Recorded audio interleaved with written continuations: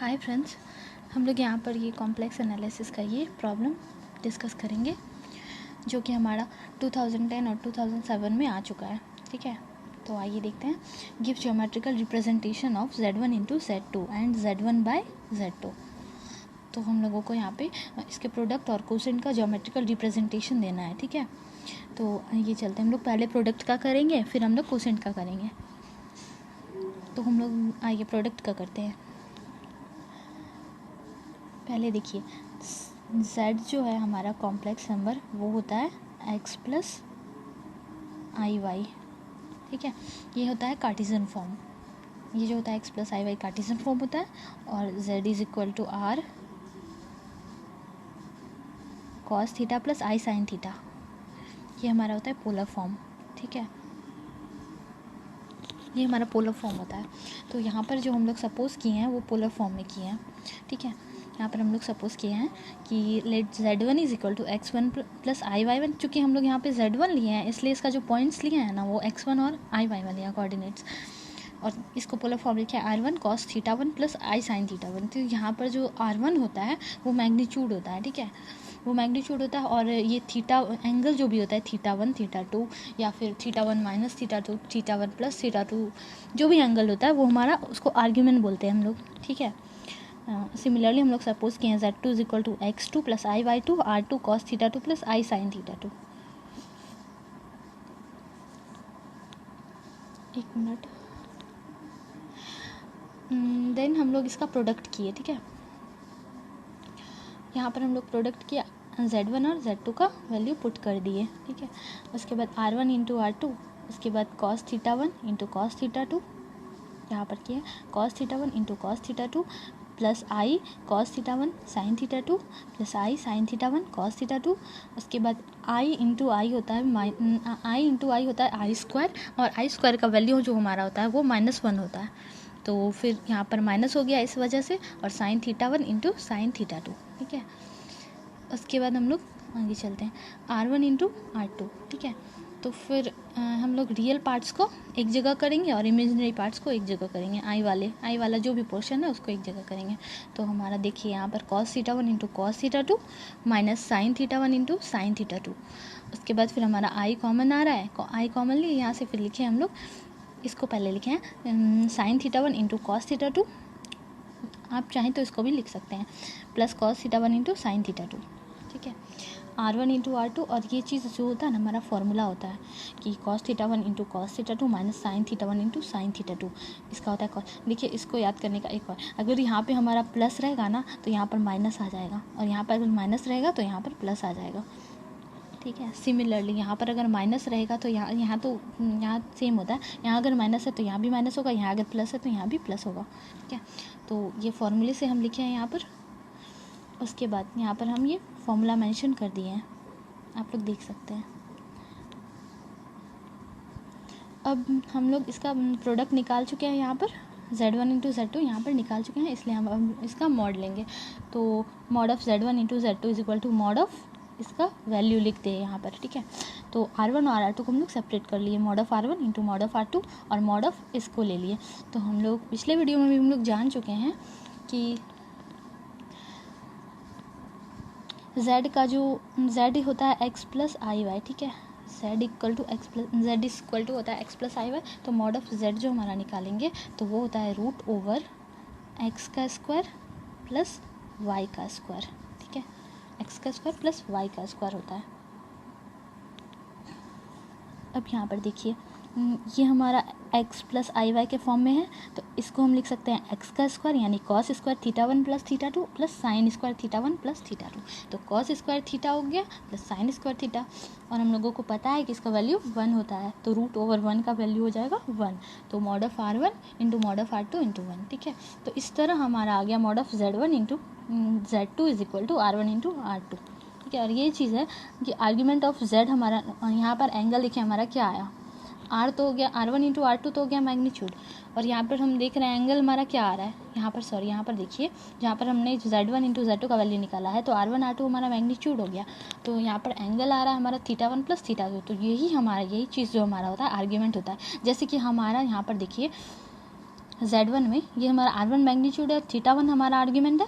Same उसी तरह यहाँ पर हमारा आ रहा है R1 इंटू R2 मैग्नीट्यूड और θ1 प्लस θ2 हमारा आर्ग्यूमेंट हो गया। बस उसी को हमने यहाँ पर लिखा है। हम लोग आगे चलते हैं, इसका ज्योमेट्रिकल रिप्रेजेंटेशन देंगे अब, ठीक है। तो हम लोग यहाँ पर देखिए ये y एक्सिस है और ये x एक्सिस लिए और यहाँ पर ये हो गया इसका सेंटर।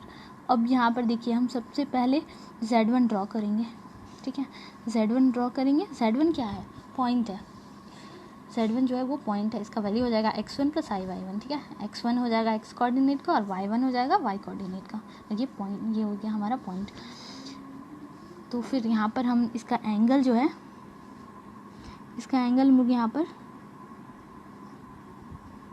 θ1 माने हैं, ठीक है। यहाँ पर थोड़ा सा मिस हो गया, यहाँ पर आप लोग θ1 कर लीजिए।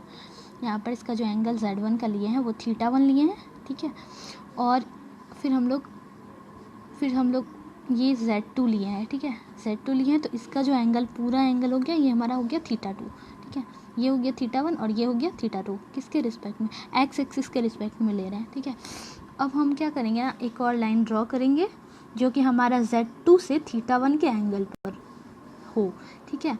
एक और एंगल ड्रॉ करेंगे जो देखिए यहाँ पर θ1 का एंगल ये बना रहा है यहाँ पर Z2 के साथ, ठीक है। ये हमारा θ1 हो गया। तो हम θ1 प्लस θ2 कैसे निकालेंगे, ठीक है। तो फिर देखिए ये हमारा पूरा एंगल हो गया θ2 और ये हमारा पूरा एंगल हो गया θ1। तो इन दोनों को अगर हम जोड़ देंगे, θ1 के बराबर है तो ये भी θ1 हो गया। अगर हम इन दोनों का अगर हम सम करेंगे तो हमारा आ जाएगा एंगल फाइनल θ1 प्लस θ2, ठीक है। और ये जो हमारा हो गया, ये हो गया ओरिजिन से दूरी। ये हमारा ओरिजिन से दूरी होता है, इसको बोलते हैं मैग्नीट्यूड R1 R2। और इस तरह होते होते हमारा Z1 इंटू Z2 का हो जाएगा। हमारा कितना आया है मैग्नीट्यूड, पहले ही हम लोग निकाल चुके हैं, R1 इंटू R2 और आर्ग्यूमेंट आ गया हमारा θ1 प्लस θ2।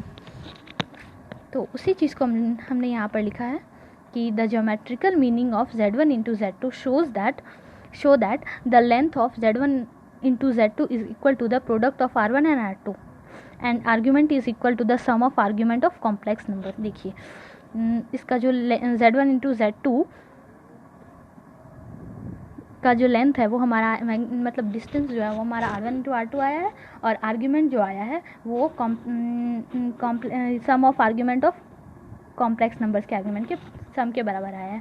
क्योंकि यहाँ पर देखिए हमने क्या माना था, θ1 और θ2 माना था ना, आर्ग्यूमेंट इन दोनों के सम के बराबर है θ1 प्लस θ2, है ना। इसलिए हमने इस चीज़ को यहाँ पर लिखा है और कुछ नहीं। और ये हमारा हो गया, यही हमारा ज्योमेट्रिकल रिप्रेजेंटेशन हुआ प्रोडक्ट का। हम लोग इसके कोसेंट के बारे में पढ़ते हैं। देखिए यहाँ पर बिल्कुल उसी तरह हमने सपोज किया है Z1 is equal to x1 plus I/y1 is equal to R1 cos θ1 plus I sin θ1 और Z2 is equal to x2 plus I/2 R2 cos θ2 plus I sin θ2। Then हमने Z1 बाय Z2 निकाला, वहाँ हमने Z1 into Z2 निकाला था क्योंकि हमें product का निकालना था और यहाँ पे हमें कोसेंट का निकालना है, इसलिए हम लोग Z1 अपॉन Z2 लिए हैं। तो R1 cos θ1 plus I sin θ1 upon R2 cos θ2 plus I sin θ2।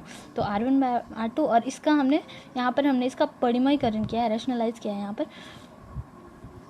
तो फिर हमने इसके यहाँ पर माइनस है, यहाँ पर सॉरी प्लस है, तो यहाँ पर हमने माइनस डाल के ऊपर नीचे दोनों माइनस दिया और हमने मल्टीप्लाई किया। तो ऊपर वाले को मल्टीप्लाई तो कर दिए, cos θ1 इंटू cos θ2 माइनस है तो माइनस, आई है तो i sine cos θ1 into sine θ2 plus i sine θ1 into cos θ2 और माइनस प्लस माइनस होगा और आई इंटू आई होगा आई स्क्वायर और आई स्क्वायर का वैल्यू होता है -1। तो -1 से यहाँ पर +1 हो गया साइन θ1 इंटू साइन θ2। और ये हमारा देखिए a प्लस बी और a माइनस बी के फॉर्म में है, तो इसका होता है a square minus b square. तो हमने a square minus b square, a plus b into a minus B,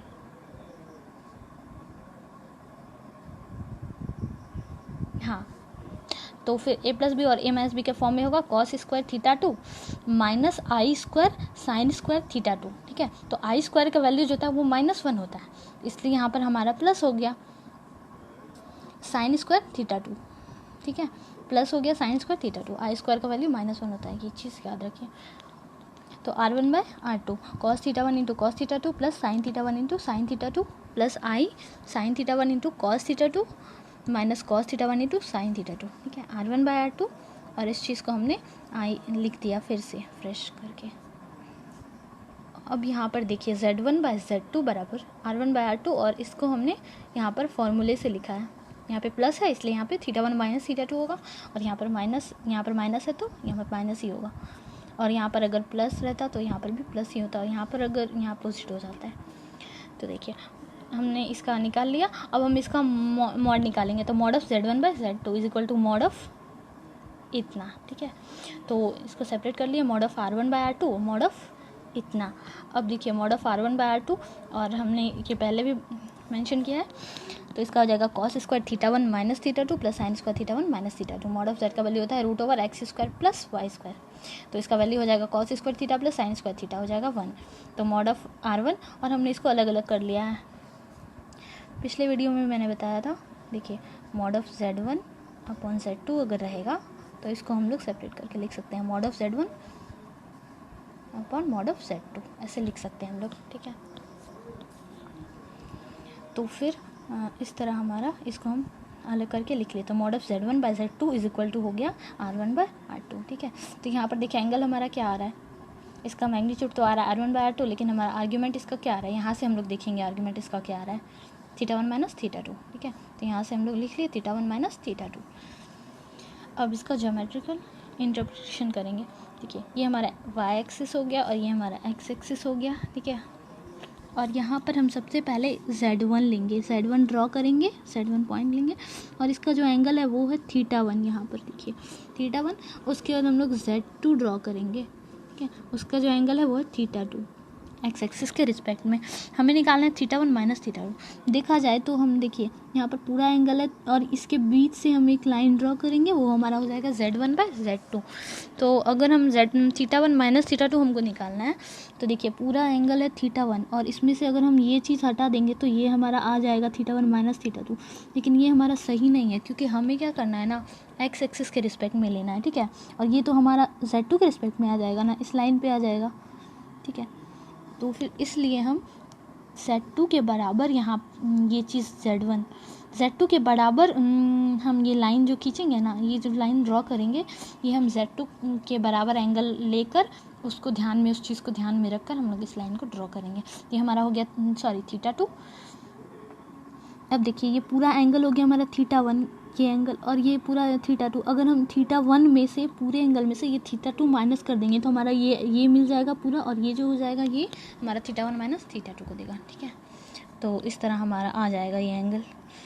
देखिए हम यहाँ पर ड्रॉ कर देते हैं, यहाँ पर हम इस चीज़ को ड्रॉ कर देते हैं। ये जो है हमारा y एक्सिस हो गया, और ये हमारा x एक्सिस हो गया, और ये ऑरिजिन। अब देखिए सबसे पहले हम ना Z1 ड्रॉ करेंगे, यहाँ से Z1 ड्रॉ करेंगे हम, Z1।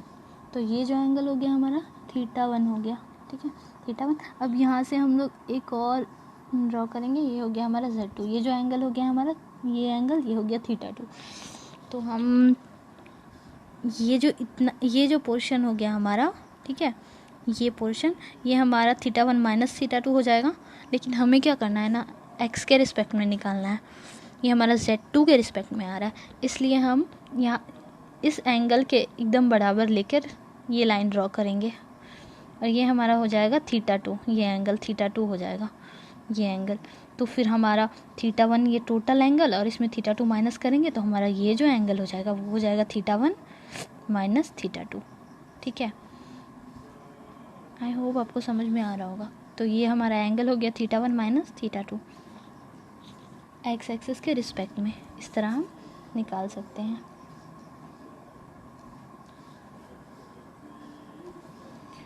तो फिर हम उसी चीज़ को यहाँ पर लिखे हैं, the geometrical meaning of Z1 by Z2 shows that the length of Z1 by Z2 is equal to the ratio of R1 and R2, ठीक है। इसका देखिए लेंथ जो आया है हमारा, यहाँ पर देखिए Z1 बाय Z2 का जो लेंथ आया है, इसी को बोलते हैं हम लोग मैग्नीट्यूड। R1 बाय R2 आया, R1 और R2 का रेशियो है, ठीक है।